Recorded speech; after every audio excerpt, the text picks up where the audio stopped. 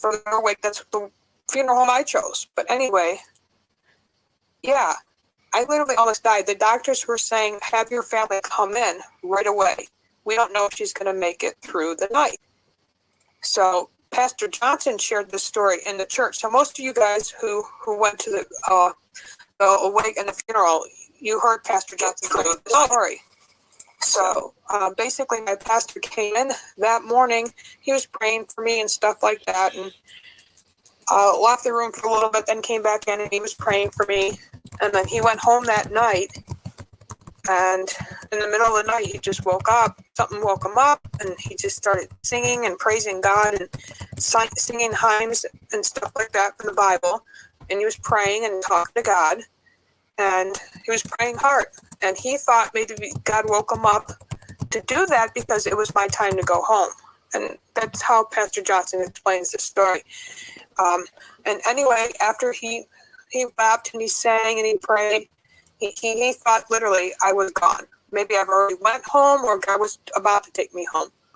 That morning, he went right away to the ICU, again, visited me. But at that time, that morning, he couldn't come in right away because all the doctors and nurses were in there. And he thought maybe I did pass, and that was it. But no, they were in there because I ended up waking up. And I'll never forget when the kidney doctor saw me that when I woke up, she literally said, it's a miracle. And it was a miracle. And I literally had to learn how to do a lot of stuff. Like, I remember the first time I tried to stand up without any assistance, and I kept ringing that nurse bell because I had to go potty. Because at that point, they took all my tubes out. And it took a good 5 days to get all the tubes out. And I begged the doctor, because I was finally it. I wanted that feeding tube out. I don't know about you guys. If you ever had a feeding tube, let me just say it's not comfortable. It was a very scary experience, And when I went through all losing the catheter and all that, I was happy because then I could finally stand up, go to the bathroom. Well, little did I know, I didn't even know how to stand up. My legs felt like worms and like jello. I collapsed right to the floor, and I remember I had an accident. And at that time, I had a very mean nurse, and she was screaming and yelling at me. How come you didn't wait for me? I'm like, I've been waiting for 40 minutes. How long do you want a patient to wait? It's like I told you before that the night nurse took the catheter out, and she was still yelling at me for even attempting to get up on my own, but I didn't want to pee the bed. Rather pee on the floor than pee on the bed, right? Anyway, yeah, I had to learn how to talk and stuff. That's why some of my, if I stutter or I have difficulties sounding out a word, that's because of this. And people don't realize when you're in a coma, things are not always 100% when you wake up, or for the rest of your life. And medically speaking, I don't know the medical terms. If my neurologist was here today, he could explain to you what exactly. And I think it was like short-term memory loss, a little bit I had of that too. And there was some cognitive, I don't even know what you call it, speech impairment and stuff like that. And I just have to learn to live with it. So I sometimes I feel bad and I'm embarrassed when I'm on YouTube or if I'm on Facebook and I'm trying to talk to you guys, and if I stutter or if I twitch or stuff like that, just to let you know I am fine. It's just something that is a result of being in that coma. All right, guys, and I want to just share my testimony there just to let you know the good Lord. But when I did wake up, I forgot to share the most important part of the story. And Pastor Johnson shared it. I didn't share it. But the most important, when I woke up, just before I woken up my eyes, someone whispered to me and said, it is not my time. And I remember being in a place that looked so beautiful that I can't even describe in words. All I remember, it was just clouds everywhere and beautiful flowers, and there was just beautiful, beautiful people from boys and girls, and there was pets, and it was just this perfect place. Like, And which, you guys know what this is. It was heaven. And I remember, and it was only a split, maybe three minutes less. And God was telling me that it wasn't my time, that he was opening new doors for me, and that he wanted me to be strong, and that I had children and a husband to come home to. And I remember waking up my eyes, and I'll never forget God speaking to me and telling me that it wasn't my time, and that how he was opening doors for me. And it took a while to find my purpose and to understand what door he was opening for me. And that's right here. My YouTube channel, me being pro-life warrior, fighting for the babies, fighting to end elderly abuse, fighting to end sexual abuse, fighting to end abuse in foster homes. All of it. I want to protect all life because all life matters. It doesn't matter about our skin color. According to God, when he sat around at the Last Supper speaking to the prophets and his messengers, he said we all are according to one. And that's what we are, brothers and sisters. We're all according to one. And God wants all of us to get along. Our neighbors, love thy neighbor. How very important that is.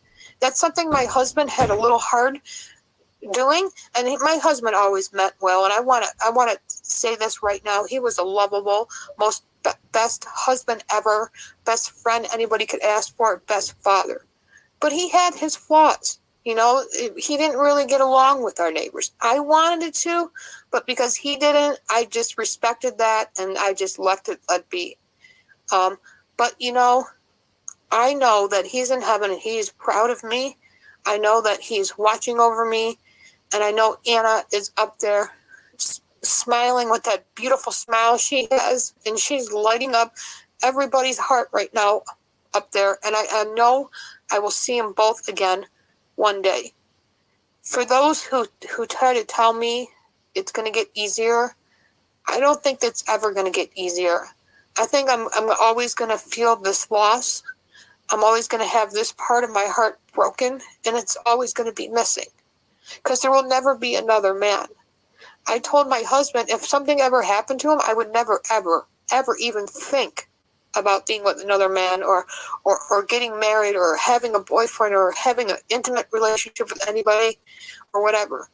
I don't know what the future holds, but I know right now I will never even consider that. Because there's never going to be another Tom. And of course there will never, ever be another Anna.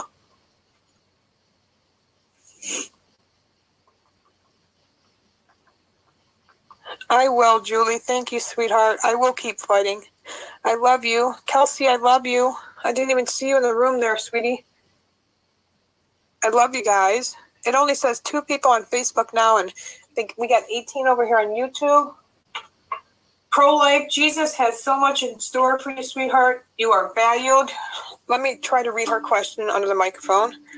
You are valued. It would help if I put my glasses on right.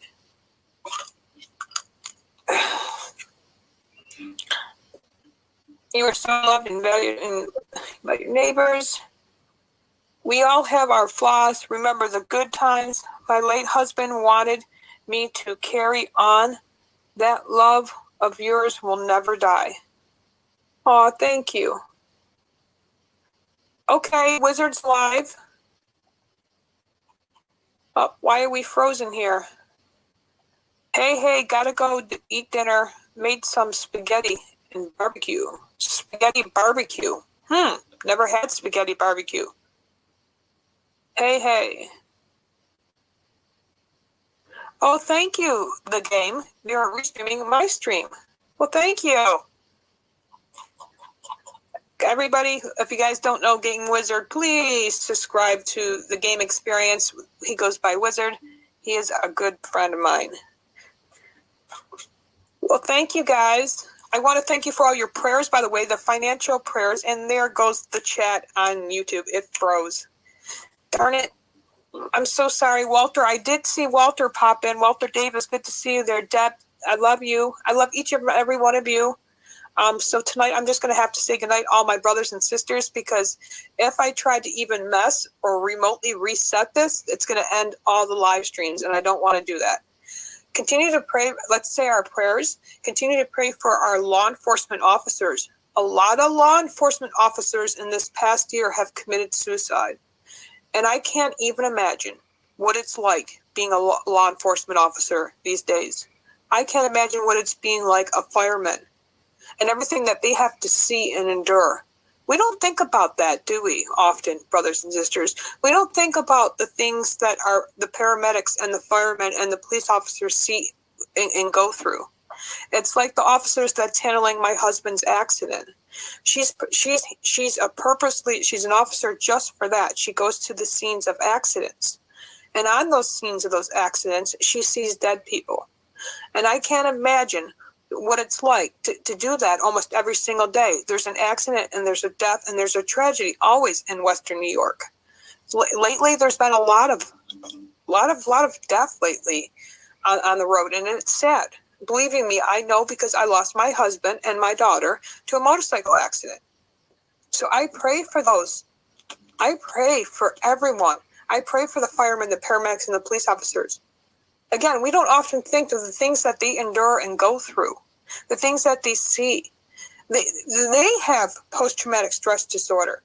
Everyone thinks that post-traumatic stress disorder is just for veterans. No, it's not. Anybody could experience something traumatic in their life or something in their job. And they see that all the time, death. And police officers lately, my heart goes out to all the spouses and the families who've lost loved ones because of the hands of suicide. And we got to think about that, because they see death all the time like that. That's something I can't even imagine. And I know, for one, I couldn't do a job like that. So my heart goes to you tonight. To each and every one of you, I thank you.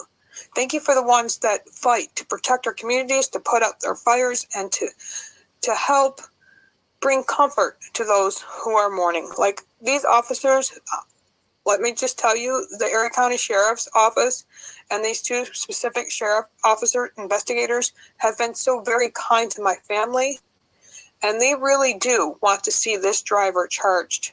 The problem is she's in another state, in Florida, still at this mental treatment place. She ran there to stop going to jail. But I hope and I pray she will end up in jail or some kind of punishment for killing Tom and Anna. And I think that all the time now. I am angry. I am more angry than I've been ever angry in my entire life. I'm not kidding you guys. I literally was so sick in bed for 3 days. I did not eat. I hardly had nothing to drink. By the time I got to the doctor's office, my blood pressure was so low. And that was probably why I was not feeling well, because my blood pressure was low.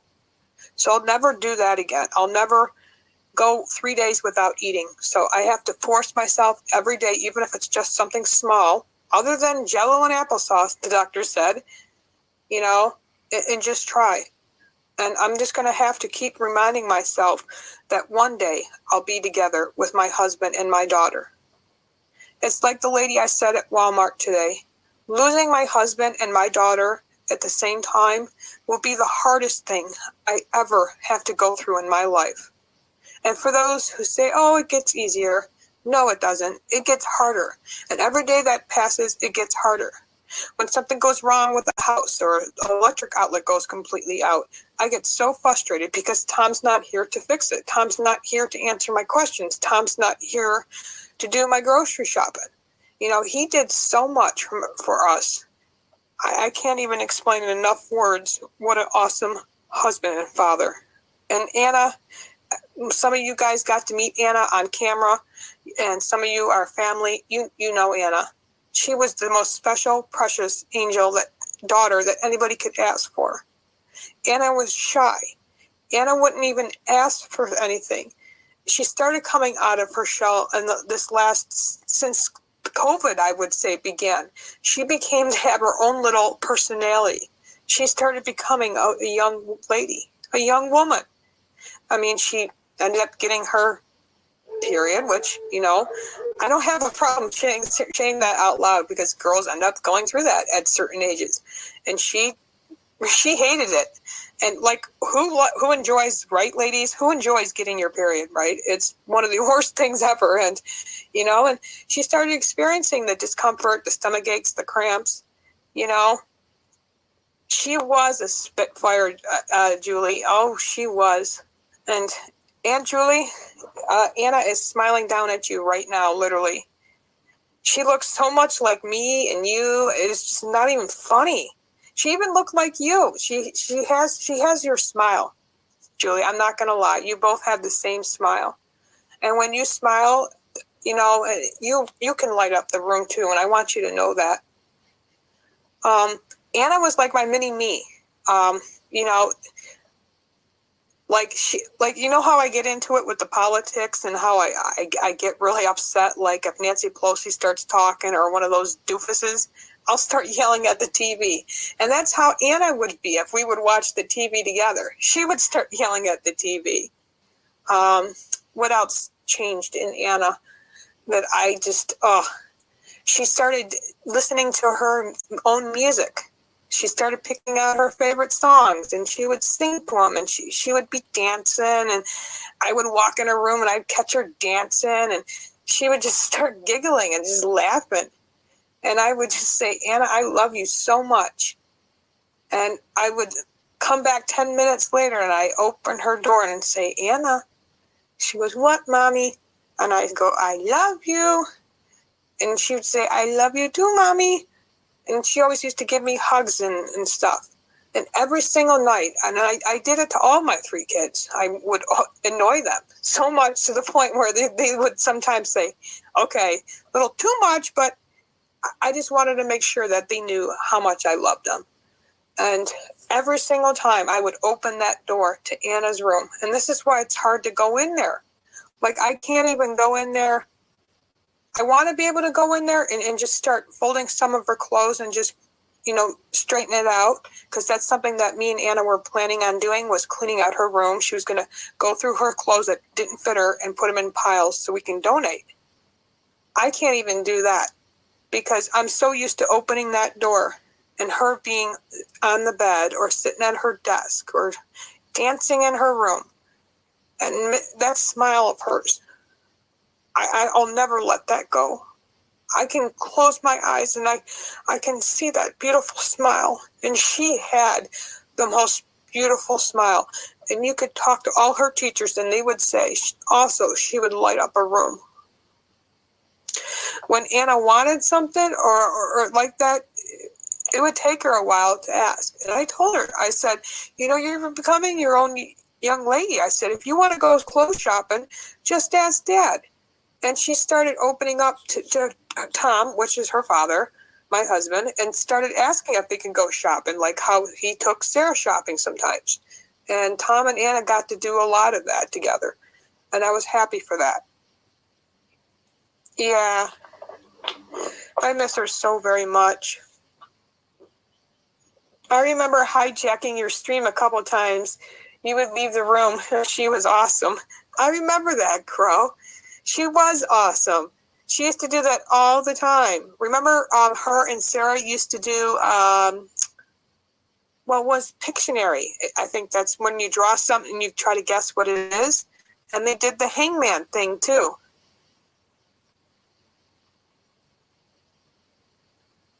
Thanks to you. Did you listen to that song first time I ever heard it? Yeah, Anna was Michelle's mini-me. Exactly that. She was so much like me. It's not even funny. She had Mama's spitfire attitude. I can remember one time Anna and Nate were fighting. The whole house was sleeping. Me, Tom, Sarah, Yvonne, who was sleeping over for the weekend. And I think Charity was also here. So we had the whole house full. And for some reason, Anna and Nate, I still don't know what the fight was over or what he did to her, but all I remember is this big sound. And I'm serious, you guys would laugh. She went, I guess they were in the hallway, her and her brother, and she must have slapped him so hard, like, like that, right? Really loud. It woke up the whole house. I'm not kidding you. And my mom was the first one to wake up. And I'm like, did I just hear that? And Tom was like, did you just hear that? And Nate ran to his room. He didn't cry, but he ran to his room. And I said, I opened the bedroom door and I looked at the hallway and I'm looking at Anna and I didn't see Nate there anymore, but I knew kind of what happened. And I'm like, what the hell? And Anna's like, he made me mad, Ma. I remember that. And she said exactly that. He made me mad. So I slapped him one. Oh, good Lord. It's good to talk about stuff like this with you guys because it makes me feel better. I'll never, ever delete any videos that I have of Anna on YouTube, ever. There's this one that I want to upload where me and Anna were kind of joking around because we couldn't wait to get out of the house that day because that was one of the days where, you know, I think men go through not menopause or their periods, but we all know men get their period type attitudes, let's just say. And it's like a monthly thing, and I'm not kidding you. It was really weird because when he was in a bad mood, like, no, we had to get out of the house. And I'm sure you all know that because a lot of you guys have husbands and you guys have wives, so you get it. You understand, right? Well, I remember when me and Anna were having a conversation, we were doing a walkabout video. And me and Anna loved our walkabout videos because we would walk around town and we would just go on video and we would just rant or complain about something or something that was bothering us or something that made us happy that day or something that we did the day before that had like enjoy ourselves. Like we used to love going to Darien Lake, Six Flags. And we used to do all these little videos. And remember, I used to upload them for all you guys to see. And one time we made a video together and she said, man, Dad's in a bad mood. And I remember she said something like, thank God we got out of the house. And she goes, I don't know how you could have been married to that. I'm like, Anna, you'll get it when you're married. You'll get it, honey. Uncle Bubba, good to see you. Kathy, good to see you. On Facebook, good to see you. Well, I'm going to end it here, guys. I know we were in the middle of prayers, and then I ended up getting in this memory kick thing of Tom and Anna. Thank you. I enjoy this. I enjoy sharing these memories of my husband and my daughter with you guys. Continue to pray for our wonderful President Donald J. Trump and our wonderful First Lady Melania Trump. Continue to pray for the most best. And I don't know why I really respect our Vice President Mike Pence, and you know my favorite, Second Lady Karen Pence. She is the best Second Lady we've ever had. She is such a precious, most caring and compassionate person I've ever met. And her daughter, just as beautiful. And they raised a good family. Not to say that Trump's got good kids, but Mike Pence did a really good job, especially for the Christian faith that they have. Continue to pray for the Trump administration, the Trump campaign, and the Trump supporters who are helping with the campaign. I actually just got a phone call for Tom Reed's office. They're going to send me some free yard signs, and I'm going to be working for the campaign voluntarily. They offered me that job, so that's going to be pretty cool. I've been to Tom Reed's office a couple times in D.C. They did reach out to me pretty soon after the accident. Steve Scalia's office reached out to me after the accident. Who else reached out to me? Congressman Doug Collins' office reached out to me. Quite a bit of people have reached out to me. I was surprised. And because some of them do watch my YouTube videos. And unfortunately, because they're the congressmen and they're senators, or if they're a staff member, it's hard for them to chit-chat, in the chat room, which I totally understand that. A lot of them are not even subscribed to YouTube, the young staff members. But I thank them. Some of them sent flowers, and I really thank them. Some of them sent flowers to the house and cards and stuff like that. I'm very thankful. And without making these trips to D.C. and getting to know these D.C. leaders, I'm just very glad that they had the caring and compassionate for my family to pray for me and to send the flowers, and I'm so very thankful. So tonight I want to pray for all the D.C. Republican congressmen and Senate offices and the staff members who've reached out to my family. I did get the email about the White House passes, and everything's was on pause anyways. But literally, we were expected to go, me, Tom, Anna, Nathaniel, and Sarah. We were supposed to go to DC on August 2nd. We had everything planned out. But I did reach out to the DC office, and we're not going to be able to make that. But I did say I'm going to need, instead of one for Tom and Anna, I was thinking I can have my sister Julie go with me and maybe her son Kenny, and we could all go up to DC and we could get the White House passes. And they said, no problem. Just give me the two different names and they'll put that in the system and we'll be able to go. So I think that would be kind of cool, Julie. Maybe we could drive one of our cars, or if I have the van still, or if you want to take the train, maybe that would be kind of cool, right? But I figured that would be kind of a cool experience for you and Kenny. I mean, who gets to see the White House every day? Not us, right? I know. Cece said she would love to. I would love to. And I told Tom Reed, his office, that there will be a change in 2 names. And he said, sure, anytime, just call us, let us know. I literally got a personal tour of the Capitol. The personal tour. I even got to go in areas in the Capitol and also into the where the little secret areas. And let me tell you this, what was really cool about the secret area where no one goes was underneath the Capitol, there's this train thing, and where Congress and the Senate take back and forth to their offices, or they can go all the way to the Supreme Court. So I thought that was kind of neat, but I kind of laughed because it wasn't a long train ride. It was literally like you could have a conversation. I remember I was talking to the staff member about something. Oh, it was about school of choice. And I said how awesome it would be for New York State to have school of choice. And literally within that conversation, the train ended. And I laughed and I said, how many congressmen literally get on this thing and take this thing to go back and forth? And he goes, you would be surprised. They mostly do take this. And I'm like, but it's only like a 3-minute walk. So I thought that was kind of silly. I didn't know they had all their, like, these personal restaurants in the buildings too. And I thought that was pretty cool. I thought it was pretty cool how I had I wouldn't call them backstage passes, but that's what people would say. But I call it Senate passes. And during the Senate passes, I got to see the impeachment hearing. Now, let me just tell you, on day 1 of the impeachment hearing, I was sitting in there. It was already 3 hours, and Adam Schiff kept talking and talking and talking. I said, screw this. After 4.5 hours of sitting there and listening to Adam Schiff go on and on and on, I had to get out of there. I walked out. And the next day, I tried to get into the gallery, because that's what you call it. It's the gallery. And I was like, I'm not waiting. So I didn't go back because I knew this whole impeachment thing was just all a joke.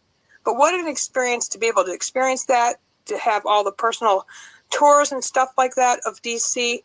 It is really awesome. And I know a lot of people in DC now, so there's a lot of things that we'll be able to do, Julie. And like I said, we could just go for a couple days, and see some things. And we can also get another personal tour of the Capitol and the Senate and the Supreme Court if you would like. We can get a personal pass of the FBI headquarters building. I didn't get to do that because I had a different itinerary list to complete during that trip. Literally every single day I was in the Longhorn building because that's where most of the offices of the pro-life leaders are.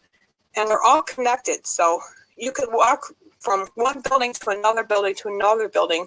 And you can walk freely, and anybody can as long as you're not carrying a weapon.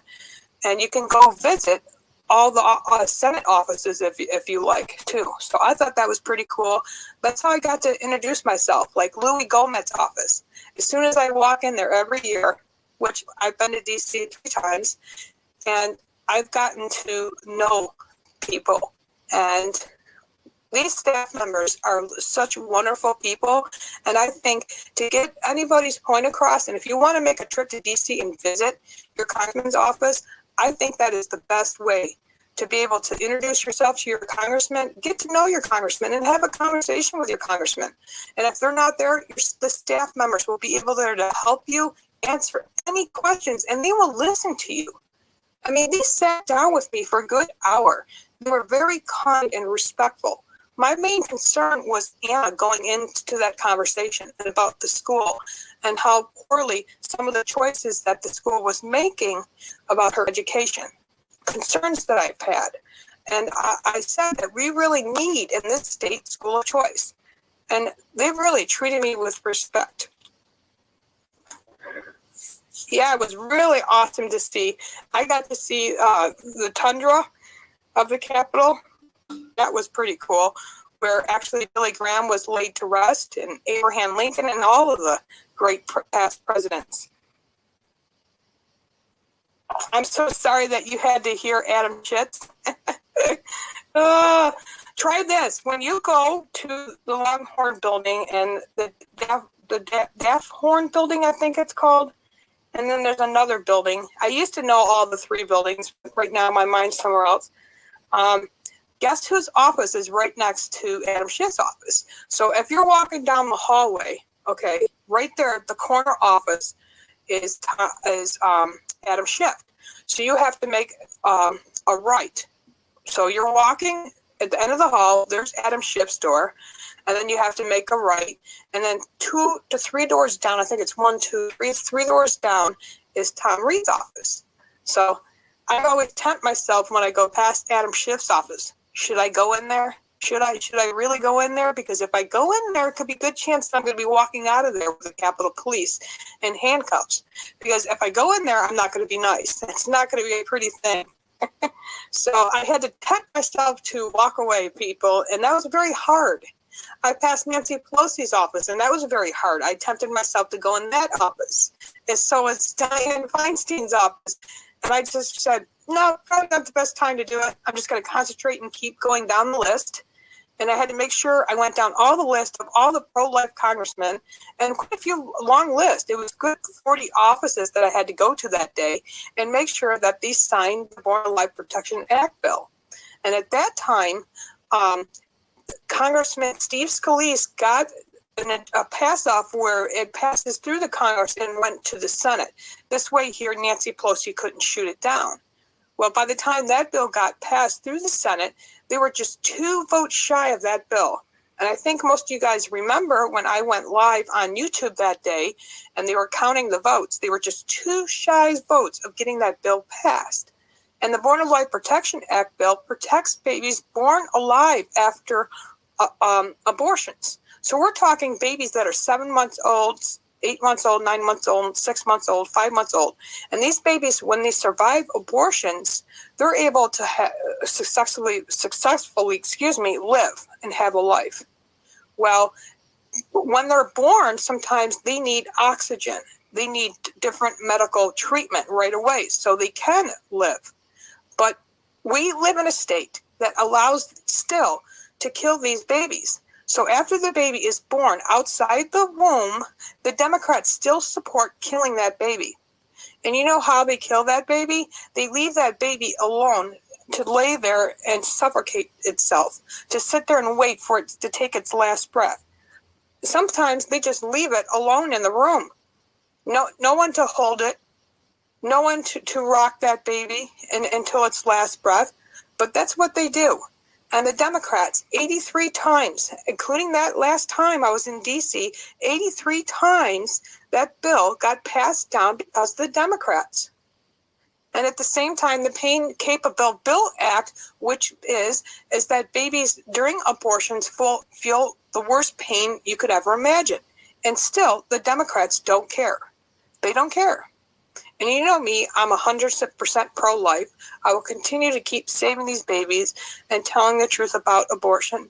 And if anybody needs any kind of help, please reach out to me at traintrump3@gmail.com. I'm here for the facts. I'm here for the truth. Sometimes it might be harsh, but I am telling the truth about abortion. I've changed so many minds and hearts, and so many people who've reached out to me by email and phone, people who've reached out to me and thanked me in person, for helping them make the right decision. And that's what I want to do. And that's why I'm here. I want everybody to know that there are always choices in life. And when it comes to abortion, it is murder. You know, even mothers who and babies at 21 weeks are survivable. So if there's a medical emergency, there are procedures. Did you know that these doctors could help save the baby or the mother? They can operate now on pregnant women. They can operate on babies who are in utero.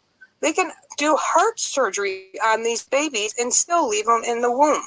We have all these things, and medical and scientists and health professionals and hospitals who can treat these babies at that young of age, in the gestational age. But see, the left doesn't want you to know about that stuff. The left doesn't want to talk about that stuff. You know, if it was for me, and if I was, let's say I was pregnant, I was 8 months pregnant, and I was fully in a coma, and I was only surviving on a breathing machine, I would want my husband to make sure that that baby would be okay. Even if my life as I know it would be gone, I would want that baby saved. Joshua, good to see you. I texted you a while ago. Debbie never heard back. Oh, I'm sorry, Joshua. Do you have my right phone number? 716-449-7043, I think it is. Call me back, Josh. Again, let me make sure that that's my number. I don't call myself, so.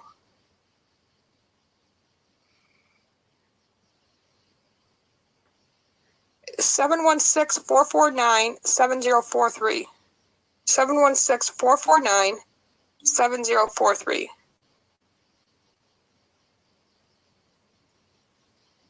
Well, thank you guys. I love each and every one of you. I'm going to let you guys go. I am over my hour mark. I do have to hop in Wizard's channel and say hi. Buffalo Bills, good to see you. Bubbles and Joshua and Crow. That's so cold-hearted. I know, it was. I think every American should go there once, if all possible. Absolutely, Crow. Everybody should go to D.C. at least once, believe you me. And you know what? Sometimes you have to stay there for 5 days to see everything. And you know what? Sometimes that's still not enough. I went for 14 days and still did not see everything. And that was probably because I was pretty much busy going back and forth to the Senate and Congressman's office all week and doing all that stuff and making appointments and talking to certain people. You know, I made myself busy, and I made myself a priority that my main mission was talking to people who were pro-life. I did get to sightsee, you know, in the afternoon. Usually by noon or 1 o'clock, I was done with all my stuff at the congressman and the Senate offices. So by 1 o'clock, I usually made sure I was outside where I could get a bite to eat and then go to the museums or stuff like that. I will say every time I've been to DC, I stopped at the Holocaust Museum, and you can learn a lot by going to the Holocaust Museum, stuff that I never even learned in school because, well, we all know what that's about. Let me just get at this point. Let's just say my kids' school books doesn't even really teach about the Holocaust. And you can really focus and pay attention by going through each floor, but pay attention to the videos. Read everything on the walls. That's my suggestion. You know, some people will just look and then just walk. You can't do that with the Holocaust Museum. You literally have to read all the stories of all the personal stories that everybody went through.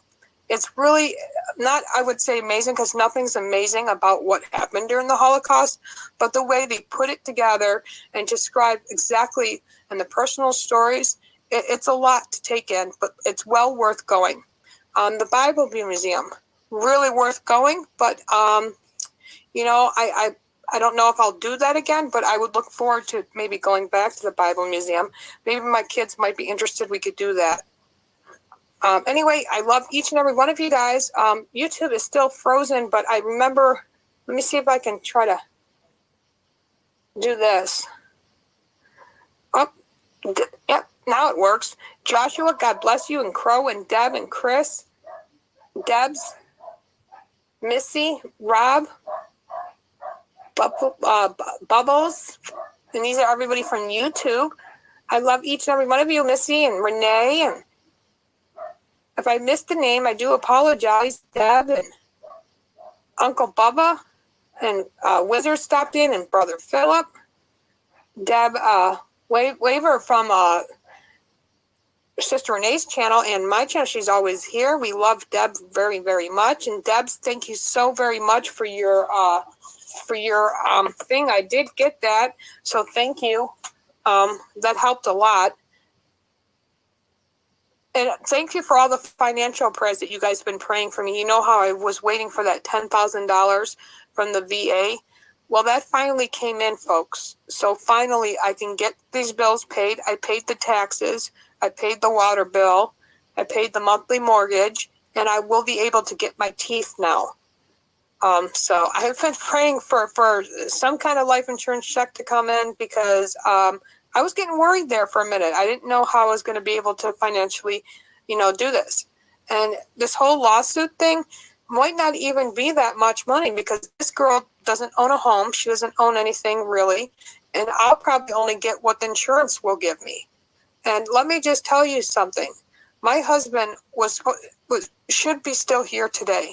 But because of her stupidity and her not paying attention, she killed my husband. She took my support, my children's support away from me. My husband was making enough money where we were financially set for the rest of our lives. We would have been financially set for the rest of my lives. So I got all this worry still to worry about, because I feel she should owe something. She should, you know what I mean? She should be responsible or be held accountable. Like, no amount of money could ever bring back Tom and Anna, but I want to be able to know that I can be able to provide for my two children, to be able to give them a home and pay the bills, because unfortunately I can't have a job. I have too many medical problems, and I don't want all this worry. And believe me, it made me sick for 3 days straight in bed. And Monday when I woke up, I went to the doctor. My sister came over, went through all the stuff, and then we noticed that the bank got the VA life insurance thing, so that was good. So thank you for all your prayers. Thank you for all the donations. For those who keep donating to the PayPal, for Anna Stone, thank you so very much. I figure after 8 months of the donations and stuff like that, and I will take a little bit from the other life insurance account, which my sister said we'll be able to do in a couple of weeks, to get Anna Stone. So I want to thank you for that, or maybe pay a down payment of it rather in a couple of weeks. So thank you for all that. Thank you for all your love, all the donations when you've helped pay bills or buy some groceries. Thank you for all your flowers that you've been sending, all the love. I thank you, each and every one of you, brothers and sisters. I love you, Julie. I love you, Kelsey and Kathy. Let's see who else was watching. I think Kelsey came in for a second. And we had James and NJ, Lorraine and Patricia. I had my neighbor stop in. Harry, thank you for being here, buddy. John, Lorraine, love each and every one of you guys. May the good Lord bless you and keep you all. And I will be seeing you guys soon. Much love, all to you.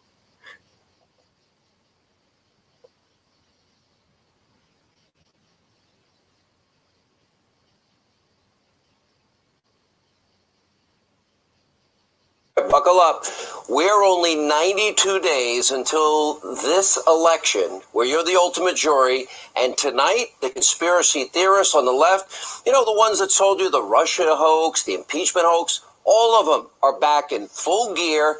Hitler comparisons, bizarre fantasies about President Trump getting forcibly removed from office, and a strange a dramatic analogy from Humpty Dumpty on fake news CNN. Just off the rails, total psychosis, but sadly predictable. Now, we're going to show you the worst of the worst coming up. Plus, we have a very special Hannity investigation. Biden's 51 years of public life. Many are wondering, okay, what specifically has he accomplished in over 5 decades in the swamp? Well, our special 2020 correspondent Lawrence Jones hit the streets of New York to find out if anyone can name a single accomplishment. This should be entertaining. And later, Lawrence will also bring us an exclusive investigation into the massive crime wave in de Blasio's New York with $1 billion in cuts for the NYPD. We're going to show you exactly what defunding the police looks like. Spoiler alert, think war zone. But first tonight, we start with Democratic Majority Whip James Clyburn. He's in leadership, the third highest ranking Democrat in the House, a close Biden ally. And this weekend, well, he continued to float yet more conspiracy theories, kind of the tinfoil hat conspiracy theories about Trump, Putin, Nazi Germany, Mussolini, and fascism. Remember last week he was comparing Trump, using whatever he and Pelosi said, Gestapo tactics and other crazy stuff. Take a look. Do you really think Donald Trump is comparable to Adolf Hitler? What I said started about 2.5, maybe 3 years ago after one of his State of the Unions, that I feel very strongly that this man has taken on strong arm tactics. And I feel very strongly that he is Mussolini, Putin is Hitler. I believe very strongly that this guy never had any idea about being one to peacefully transfer power. I believe that he plans to install himself in some kind of emergency way to continue to hold on to office. Nazi analogies, fascist analogies. What you just heard is obviously delusional, but it is the current favorite hoax of the radical left. Now, it's the same cast of Democratic extremists, the same lying mob in the media that brought you the failed Russia conspiracy theory hoax and the failed Ukraine hoax. Well, they now want you to believe that Donald Trump is going to refuse to leave office and become a dictator. Fake news, CNN's April Ryan even openly fantasizing about the president getting pulled out of the Oval Office by armed forces. Take a look. So there's going to be a split screen on January 20th, 2021.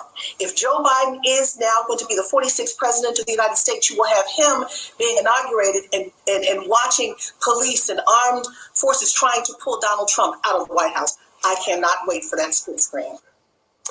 This is deranged but sadly predictable behavior. We see it every 2 years and every 4 years. And as we now march closer to the election, the 3-month mark, the smear machine is only going to get worse. Prepare yourself for the greatest insanity, an emotional roller coaster, well, you probably have never seen before.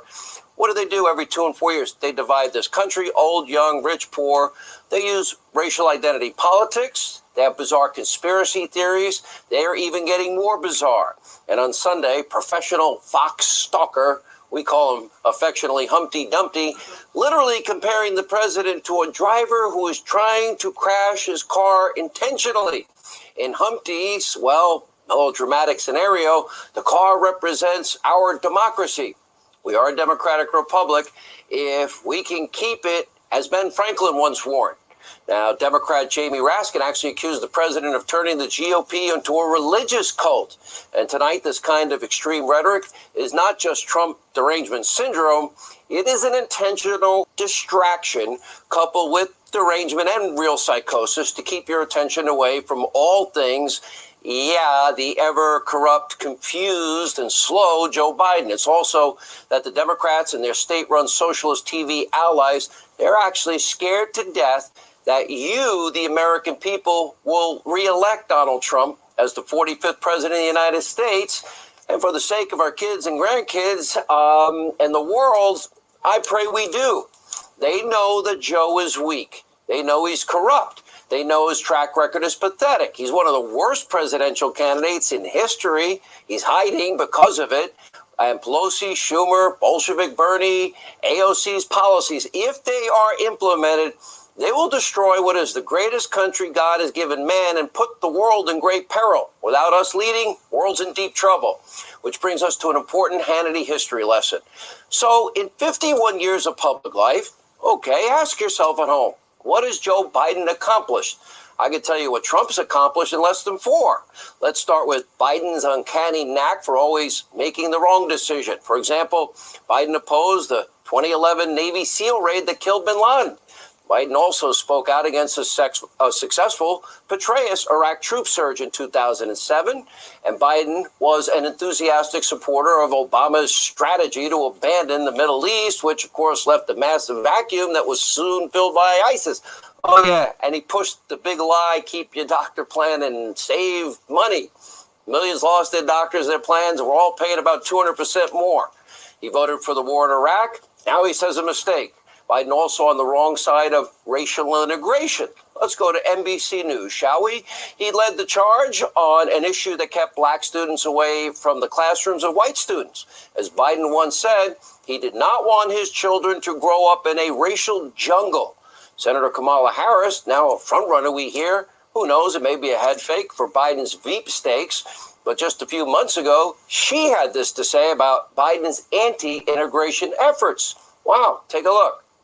But I also believe, and it's personal, and I was actually it was hurtful to hear you talk about the reputations of 2 United States senators who built their reputations and career on the segregation of race in this country. And it was not only that, but you also worked with them to oppose busing. And, you know, there was a little girl in California who was part of the second class to integrate her public schools. And she was bused to school every day.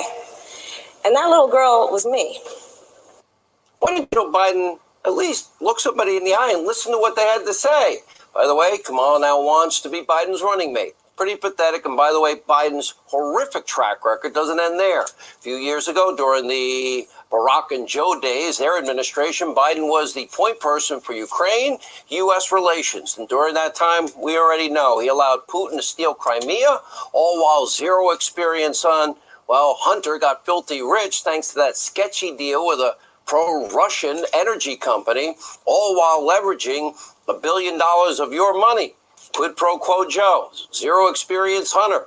Biden also was in charge of the administration's China policy, and for years, Joe, well, he did his best to cozy up to the country's ruling Communist Party, all while again, Hunter, well, he struck up yet another lucrative deal, this time with the Bank of China. No experience again that anyone can find. Flash forward to this year, when President Trump signed off on the life-saving travel ban to and from China, 10 days after the first identified coronavirus case here, Biden was against the ban. He's the one that called it hysterical xenophobia and fear-mongering. How many thousands of American lives were saved by the president's decision 10 days after that first case in the U.S.? And by the way, to do that while he was also being impeached. Joe, wrong as usual. So with such a horrific track record, well, we sent our own Lawrence Jones, our 2020 correspondent. He went out to the streets of New York to see if anyone could just name a single positive achievement from Biden's 5 decades of public life. I haven't seen this yet. This is going to be interesting. What would you say is Joe Biden's signature accomplishment? President Obama's right-hand man. That's enough for you. That's plenty. What is one accomplishment for Joe Biden? He's been in politics for 47 years. Yeah, I don't know what. I don't know what? He's a nice man. He smiles a lot. And I don't see any kind of strength, any kind of inner strength in him to lead a nation that's an absolute mess right now. And you're a Democrat. I'm a Democrat. Biden is your person. He's been in office for like 47 years. What would you say is his number one accomplishment? Again, the people come together. He brings people together? Yeah, better than, of course, than Donald Trump. Biden is the guy. It's unfortunate that that's all they have now. They can't answer. He smiles. He's nice. He was selected VP. What did he do for we the people?